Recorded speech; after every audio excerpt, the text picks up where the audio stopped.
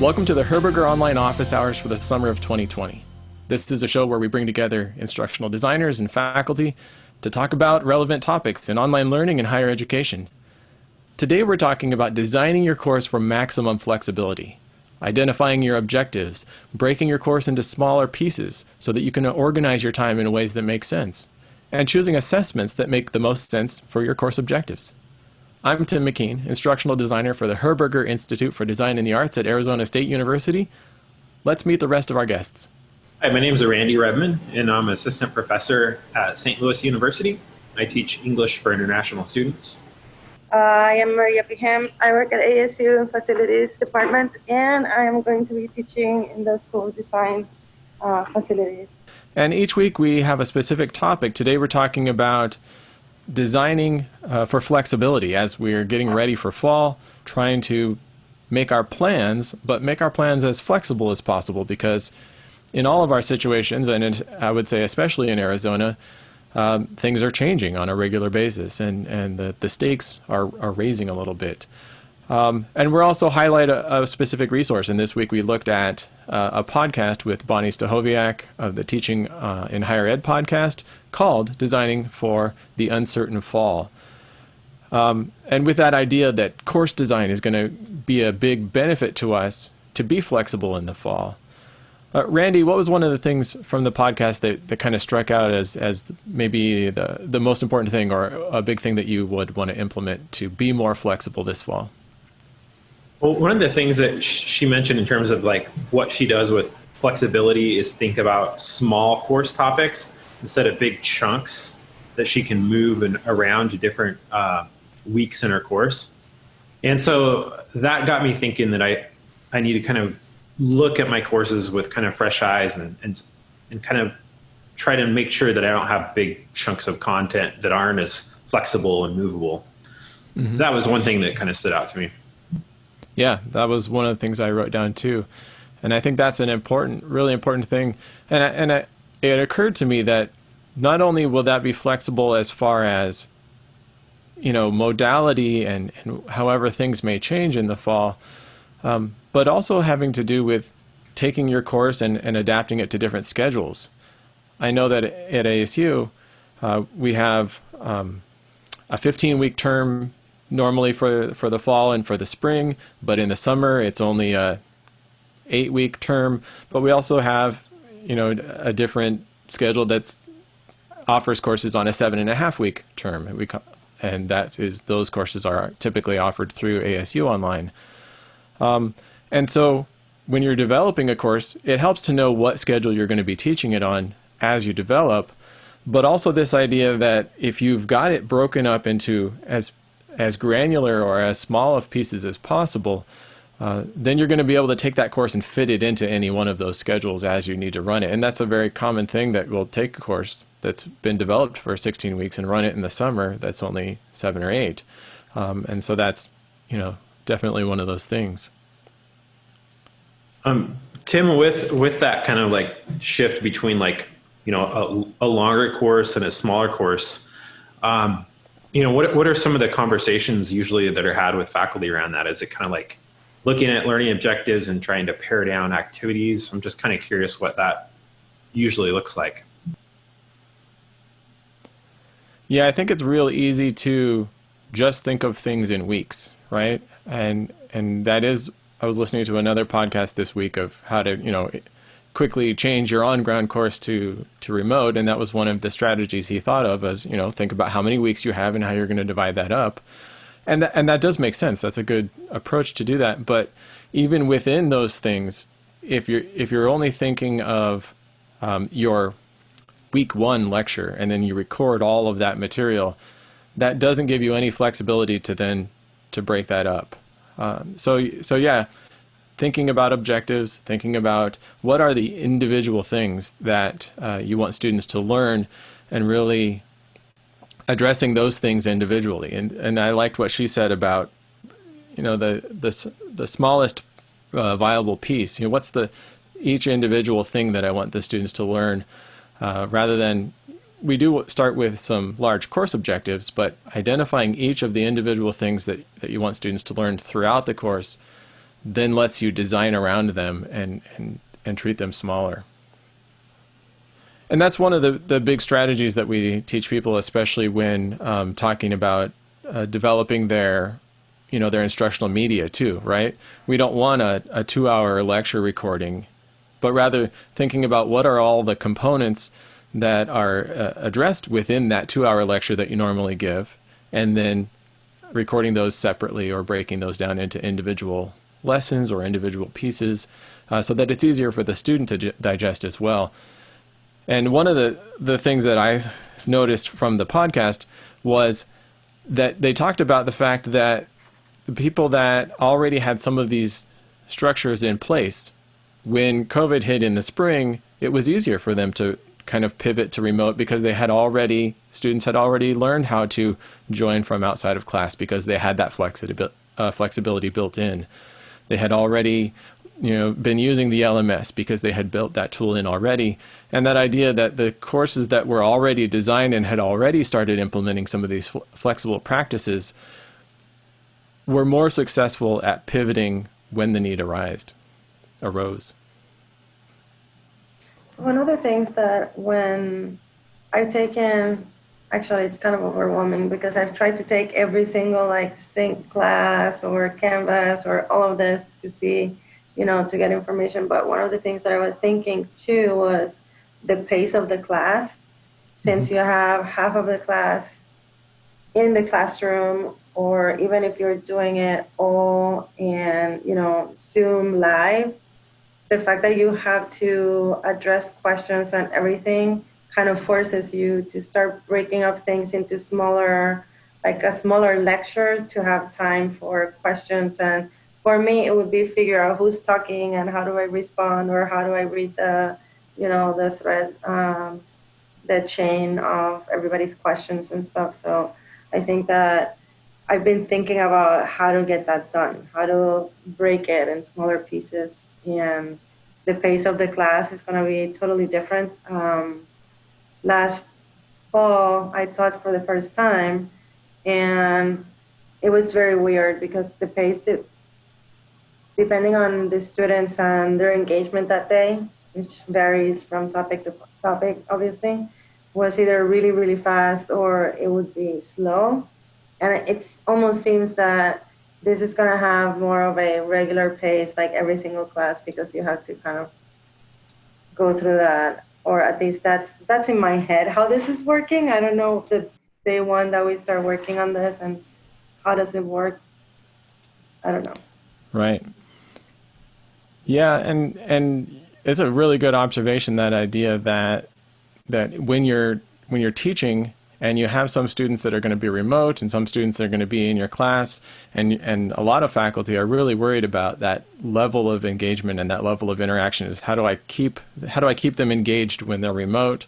How do I address both populations and keep that engaged? And you're right that keeping bits of lecture, if you're lecturing in your synchronous class times, then keeping those bits of lecture much shorter so that you can then ask questions or check, if you're using a Q&A tool, check your Q&A or check the chat, and just breaking those up and changing that dynamic regularly will be a big part of keeping everybody's energy up and keeping everybody's attention, rather than saying, hey, I've got an hour's worth of lecture and then I'll take Q&A. If you can do 5 minutes worth of lecture and then take some questions about that bit that you just covered, then I think you're going to have a lot more engagement and a lot more, the energy is going to stay up a little bit more. And then going back to what Randy was saying, the way to figure out where those chunks are, and that might be the thing, is by identifying each of those learning objectives, or what are the things that I want students to learn in this, what may normally be a larger lecture that you normally give all at one time. If you can identify within that what the individual pieces are, and then feel free to break it up. And I think a lot of time faculty just don't feel like they have the authority to use their time differently. And I don't know if that's true or not, but I'm just, from some conversations I've been having with faculty lately, is this feeling like they're not allowed to do things differently, or I have an hour and a half, I have to fill that hour and a half.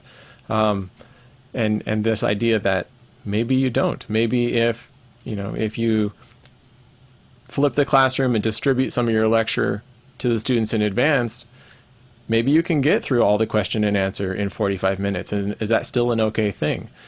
So there's a lot to be learned and a lot of new areas to explore as far as those expectations and maybe even school policies as well. So I have a quick question on that, because earlier on when, spring semester, they sent everybody home.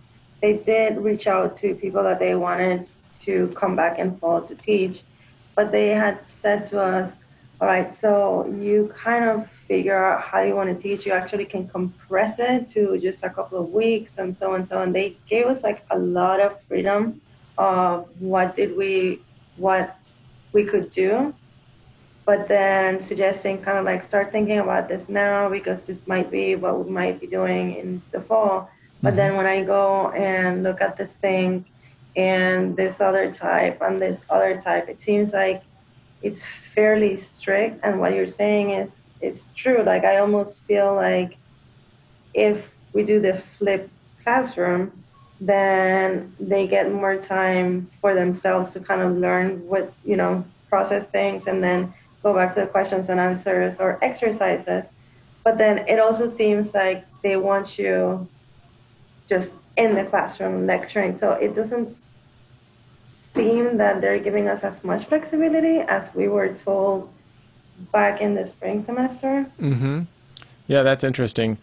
And I guess that's part of that same conversation that I've been having with other faculty is that, what are the real expectations about classroom time?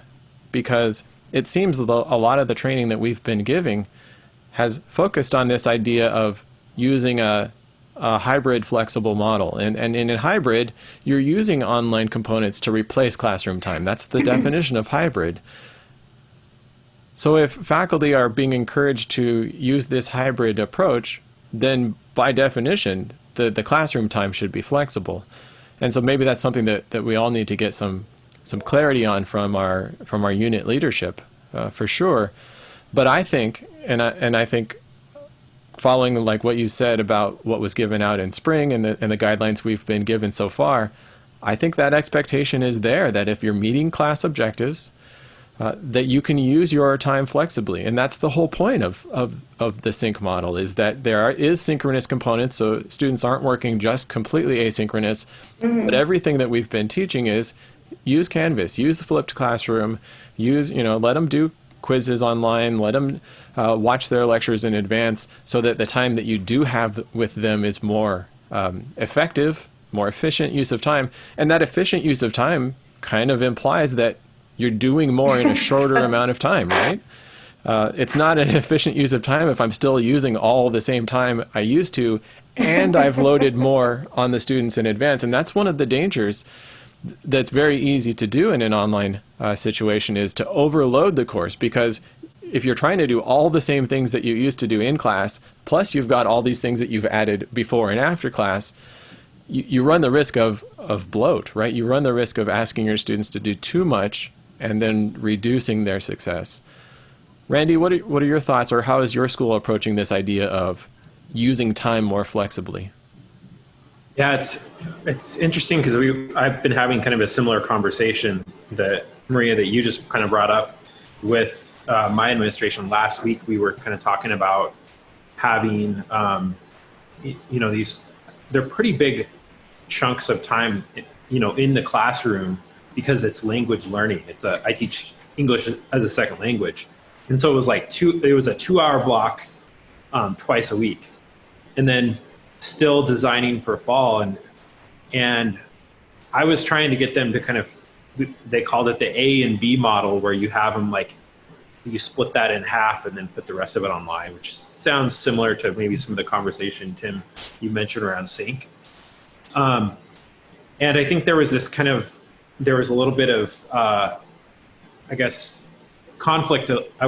Maybe not conflict, but disagreement over like, if students had to be in seat, in the classroom, sitting down during all those hours, or if we could, equate that to online. And so I've definitely been trying to push towards a more flexibility in my own classroom so I can, just use those times when they do come to class or having a synchronous session, just finding those little trigger points that are like places of confusion, or if there's questions, or like student to student interaction or student to teacher interaction.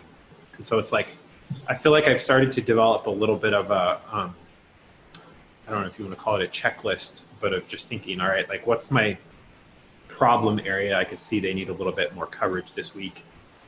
I'll do a little instruction in time in class, and then have some time for them to practice with each other, or, a chance for me to give them feedback.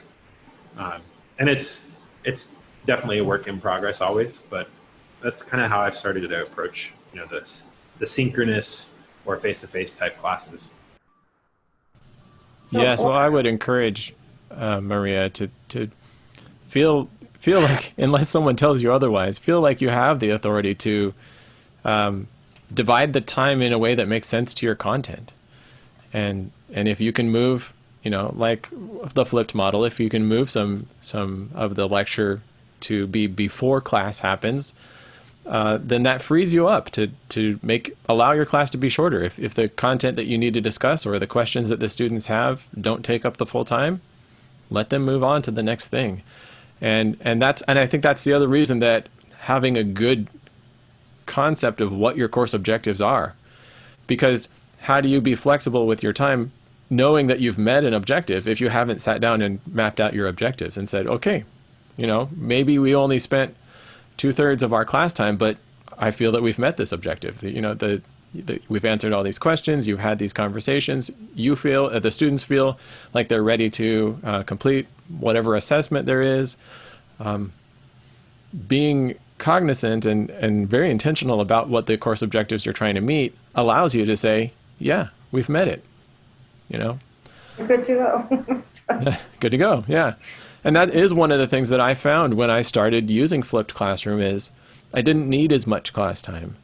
And that felt weird at first, right? When you've got for me, I was teaching graduate classes, evening classes that were 5-hour blocks. When you get an hour and a half into that and you realize that you've addressed all the things, the students are comfortable, they don't have any more questions, and you feel a little bit like you're not doing your job when you dismiss them and there's still 3.5 hours left in your block. But that's okay, because that time, it's not like they're not doing that work or you're not doing that work. You're just distributing it across your week in a different time. And I think that's what we want. I think that's what we want in this situation with a pandemic is I don't want those students in a classroom any longer than they have to be as an instructor. And I know a lot of instructors are concerned about the exposure that they're exposing themselves to in a group of students like that. So I think the intention is to be flexible with your time and move that time around in different ways that make sense to your course. So I have for actually, safety and for effectiveness. I Go actually ahead, have Maria. like the opposite concern, and it's not me being the one getting sick, but getting anybody else sick because so I do work in facilities management here at ASU. So I'm a project manager. So I'm going to construction sites pretty much quite frequently. I was in 4 construction sites earlier today. So I don't feel like I should even be in the classroom. So what I'm trying to do is take it as much as I do like the interaction in class with the students, because for me personally, that's how I learn. The online, it's very, very complicated. Yeah. For me, I don't know. So, but I'm trying to just take everything, and I don't know if faculty is going to have an issue with that or not, but I send them a note, hey, listen, I'm the one that might be putting somebody else at risk, because COVID in construction has exploded, basically. So I'm struggling. So, I don't know if that's something that I'm hoping that nobody's going to have. I hope that nobody's going to have an issue with that, but. No one should have an issue with that. And if you're doing everything you can to develop your course in a way that you can still, again, it comes back to what Randy said, it comes back to that alignment, it comes back to those objectives. If you're meeting objectives and your students are successful, I don't think anyone can be critical of how you're using your time. And that's something I would encourage all faculty to think about, how that time is being distributed throughout the week. And that combination of asynchronous and synchronous learning all adds up to meet instructional time. If you look at, for us, Arizona Board of Regents has some guidelines about, I think it's 45 hours. I have a note here because I always forget. 45 hours of work per credit for a course. So if it's in general. yeah. And so that's not just seat time, that's work time.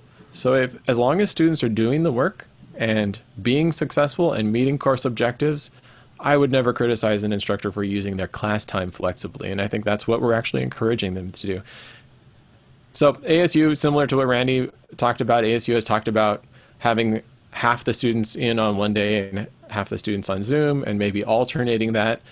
I even talked with one professor, it might have actually been you, Randy, the other day about splitting their time differently into an A and B in class. Like maybe half the students come the first hour of class and the second half come the second hour. And that way you can get more students through a very important activity or a lab thing or something like that. So not just alternating from days, but alternating if your class is 2 to 4, maybe some people come in from 2 to 3 and some people come in from 3 to 4.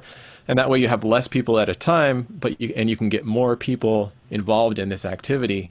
Again, just by using your time more efficiently and using it intentionally based on what the objectives of that lesson are. Yeah, it was me, Tim. Maria, just to fill you in, I came to Tim about this, was it last week or the week before, I think? It's all blurring. It's all blurring. But so I had, the situation they're saying you need to be in class for this amount of time, but we want to have students kind of in the same classrooms so they're not moving around so much. So the teachers will just rotate in and out, teach in that same classroom, and the students aren't leaving. So one of my things was, well, if I can cut that in half and then they leave the classroom, maybe there's a little span of time and then the next group comes in, is kind of what Tim was recommending. And I think my administration's like giving me the okay of that. We're going to talk a little bit more next week, but I think that's going to be something that we end up implementing. And it's just for, again, usually like the Q&A, like the questions that they might have, and if there's any of that interaction they need to do, with myself or other students. We'll try to use that for that. And there's material that is simple enough that there's barely any questions after you go through it and after we explain it. So it's also kind of funny. Even in person, we would have short classes. Maybe the lecture was this long because the subject wasn't, because since it was by subject matter that day, instead of having like smaller subjects that we can keep adding or subtracting or flowing as it goes, it was, today is about code compliance. Well, without actually taking them into the code book, there's only so much that you have to talk about code compliance, right? Or, based on their level and so and so. So that class was pretty short and it's very straightforward. It's why do you use it, where you find it, what disciplines you said. It's kind of, there's not a lot of questions. It's just more of this is the information that you need to know kind of thing. So they were short, but then I felt bad. I'm like, I don't think I'm doing my job right if I'm not like there the whole time and trying to extend the class and trying to extend that class. Well, it's been interesting for me, teaching online this summer and thinking about that same issue. And as a language teacher, sometimes we just get the book and we go in the class and kind of wing it. And I started thinking about there's so much of some of my class time that was kind of fluff. It was just kind of like to fill time. That wasn't really connecting to learning outcomes or learning objectives. And I feel like one thing I've learned is like, it is going to be a little more leaner class when you start really using learning objectives to kind of drive what decision making you're doing. And I don't know, Tim, what you think, but I feel like that's kind of a good thing. Like the students are getting, a benefit out of it, because for a while, I know there's definitely some courses I taught where there was a lot of extra stuff just to kind of fill that seat time that they had. Right. Yeah, and there are things you can do to fill that time in a meaningful way as well. And that's another thing to think about is even if there aren't any student questions, can you come with some questions to ask them and have them work through them in groups, or practice problems or something like that. The lady on the interview, and I didn't write down her name, but she talked about her workflow, kind of modular workflow, being there's learning, and then there's exploration, and then there's a problem set, which is an opportunity for students to apply what they've learned. And I like that idea of getting some practice time. And I think that's maybe something that a lot of courses overlook, is that formative practice, that kind of low stakes practice, instead of just moving straight from direct instruction, Q&A, and then a summative exam or a quiz. Where is that practice? Where is it safe to fail? And so maybe if you did feel that you had more time in, that you could benefit from more interaction in class. And I get this feeling sometimes too, when I get the sense that they're just not asking questions because they're shy, or they're just not asking questions because they know if they don't ask questions, I'll let them out early. So if you're getting that sense, then that's another way that you can not just ask for questions, but ask them questions. Okay, you don't have any questions about this, you feel confident about this. What would you do in this scenario? Probably scenarios or role plays are probably most appropriate for your kind of material, I think, Maria. If say this happened and then that happened, what do you think would be the next step? Talk to the person next to you and then report back, or something like that. So you're giving them a chance to apply the knowledge that they've learned in different real world scenarios, and practice responding to certain circumstances or things like that. And that's another really good use of your synchronous time, is to get that practice in place. And that is one of the kind of fundamental components of the flipped classroom. Is if we think back to probably what most of our bad traditional high school classes were, is you got lectured to in class and then you went home to do the work. But home is maybe not the most supportive environment, where if you get stuck or if you have a question, you don't have any resources there to get help.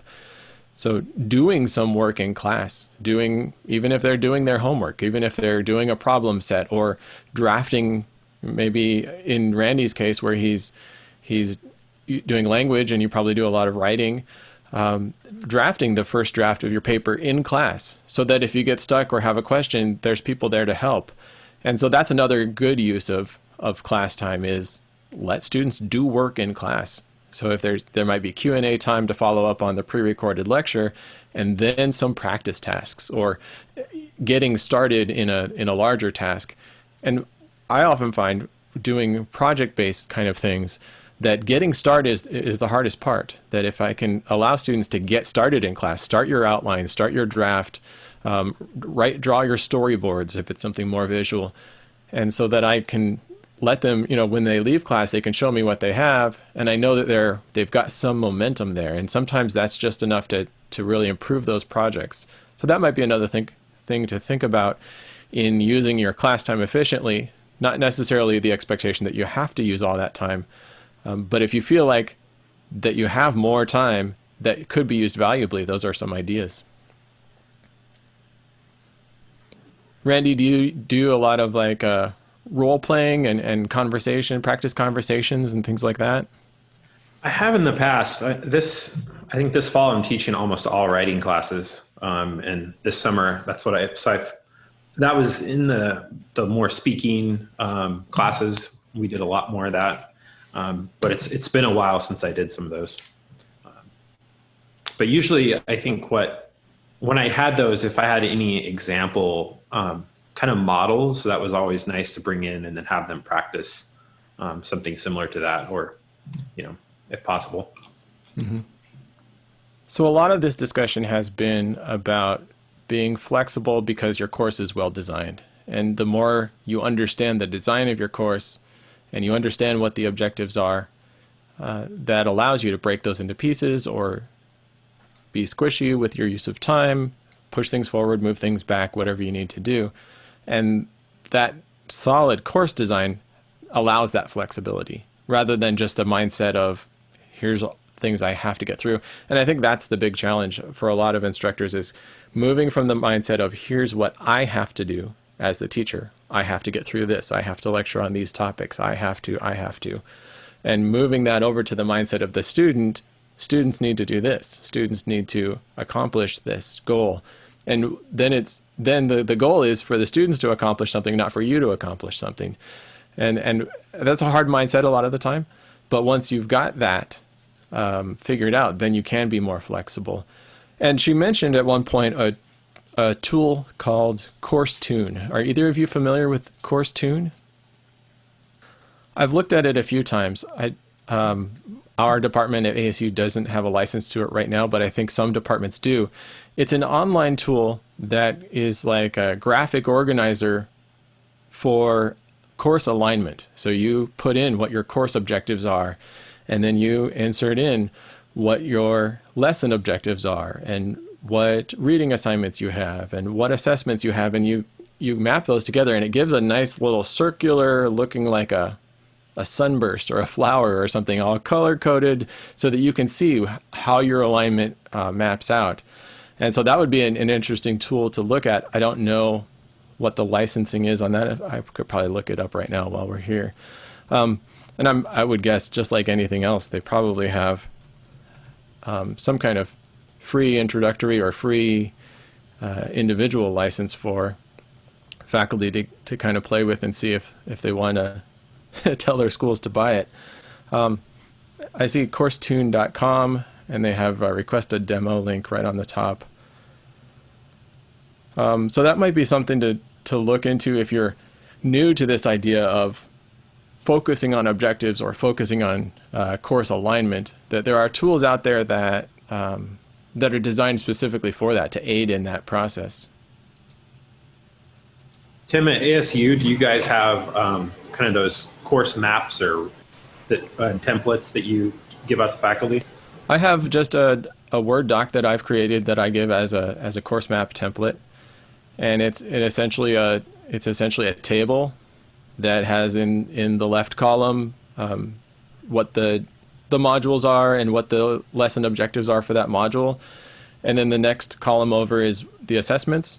How, you just, again, walking faculty through that backward design process of what do you want students to be able to do, how will you know that they can do it or that they've achieved that, and then what resources do you need to give them so that they can get there. So it's just a table with multiple columns walking through that. Here's the objectives, here's the assessment that tells me if they've met the objective, here's the reading assignment, the lecture video, the practice exercise that get them aligned there. So it's pretty simple, but it really, faculty that take it seriously and that fill it out tell me that it's been really helpful to them to find, and the biggest aid that I think it brings is helping to find gaps.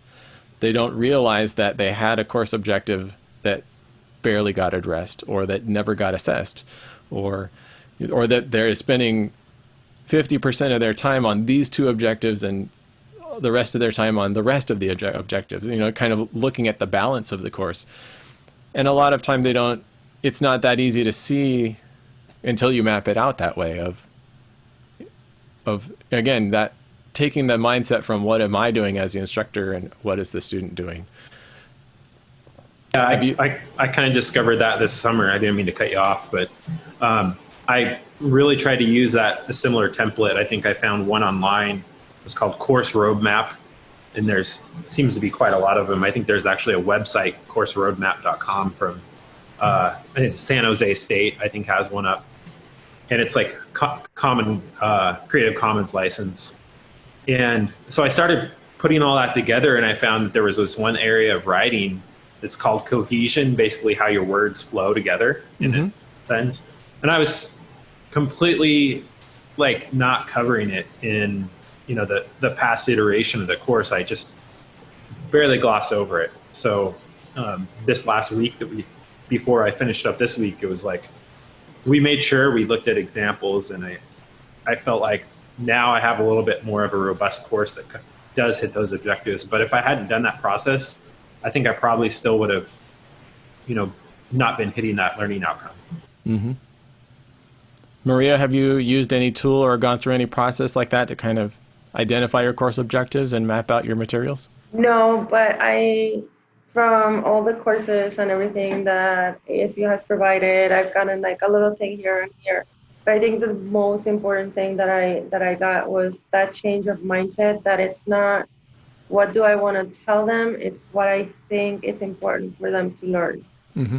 And the process that I went through the first semester that I taught last fall was, well, there's so much they need to learn about facilities management, because for a lot of people that sounds super boring. I come from, my background is architecture. I am an architect by training, basically. Hmm.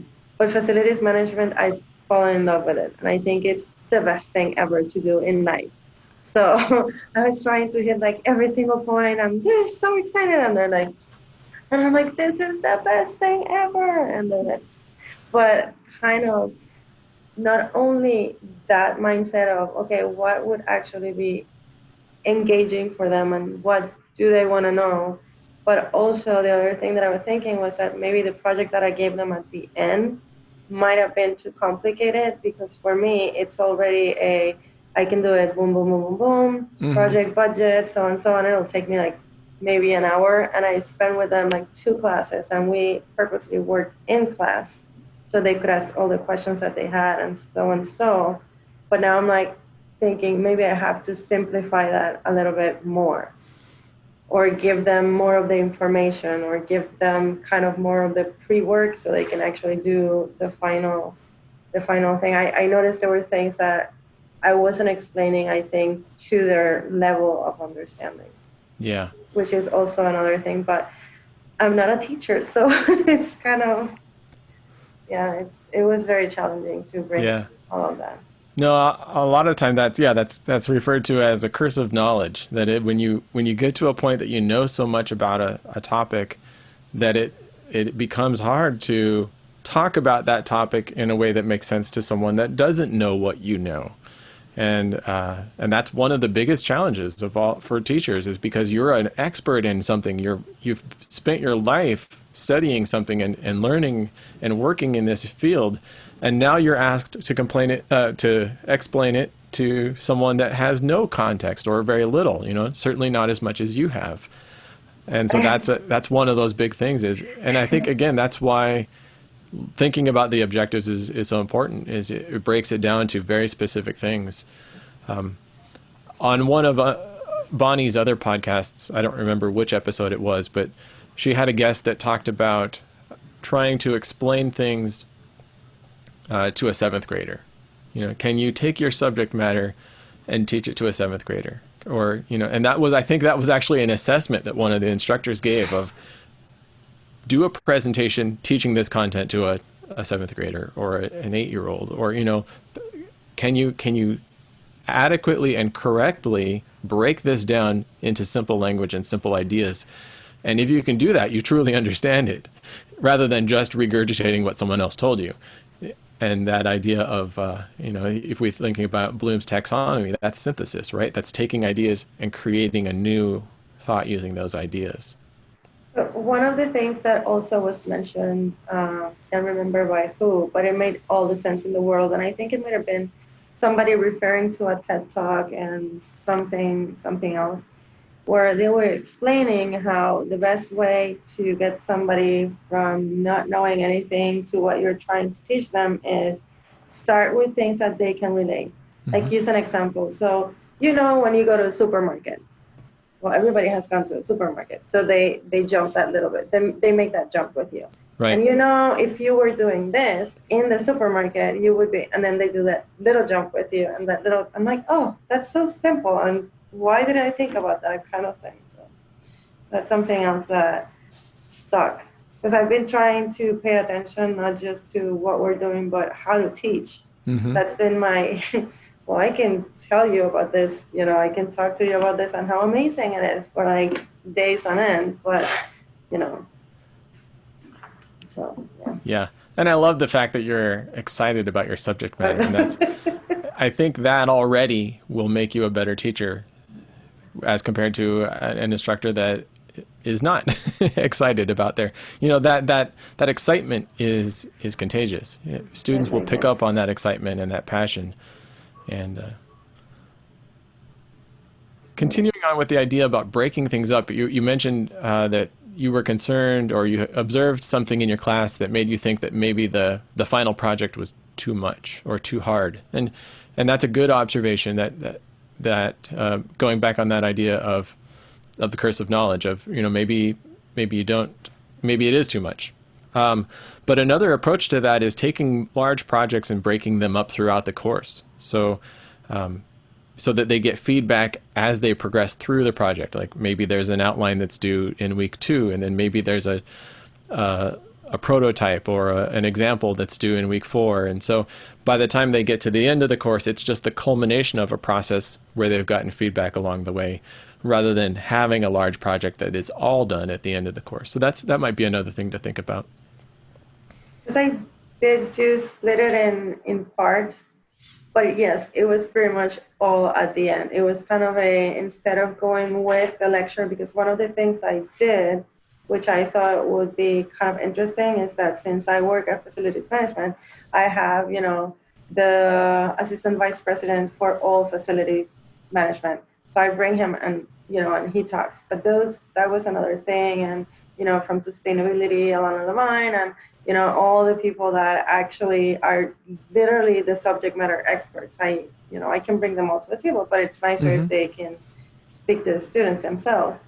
And so one of the things that happened was that maybe if now we can get pre-recorded things, it was that it kind of went like the class order, since these people, you can't ask first level today. Well, this is the day of the class and so and so. Well, if he has to talk to Morgan or President Crow, then my class is not going to be the one thing that's going to keep them from doing that. So they have to kind of go through all of that. And then the class lost a little bit of its sequencing. Mm-hmm. So I kind of, in a way, had to wait until everything was taught, so I could get everything done, because I wasn't going to be able to teach us in the sequence that it should normally flow. So that was one thing that now that I get that, I could try to make it work better, and maybe try to do a pre-recorded instead of like the actual lecture with the guest lecturer. Mm-hmm. Then either have like a pre-recorded smaller session in case that they can't make it, and so we can actually follow a logical sequence to. Yeah, I like that.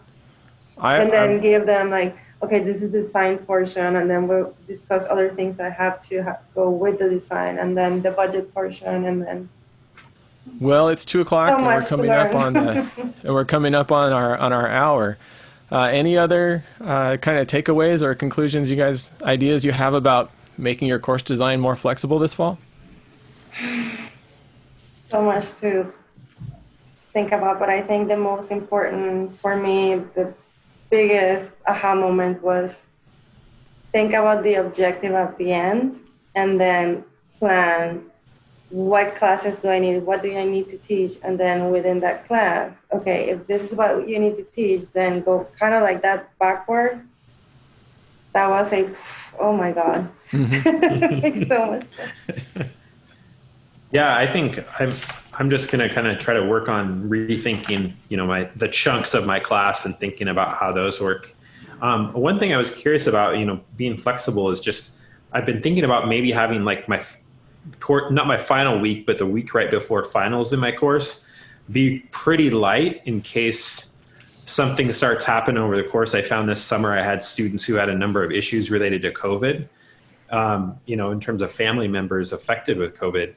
And so they just weren't present in my class. And so I had to be flexible with my guidelines and due dates. So I'm curious what your thought is, Tim, and on maybe leaving that last week right before finals fairly flexible and open so that it does allow for any change.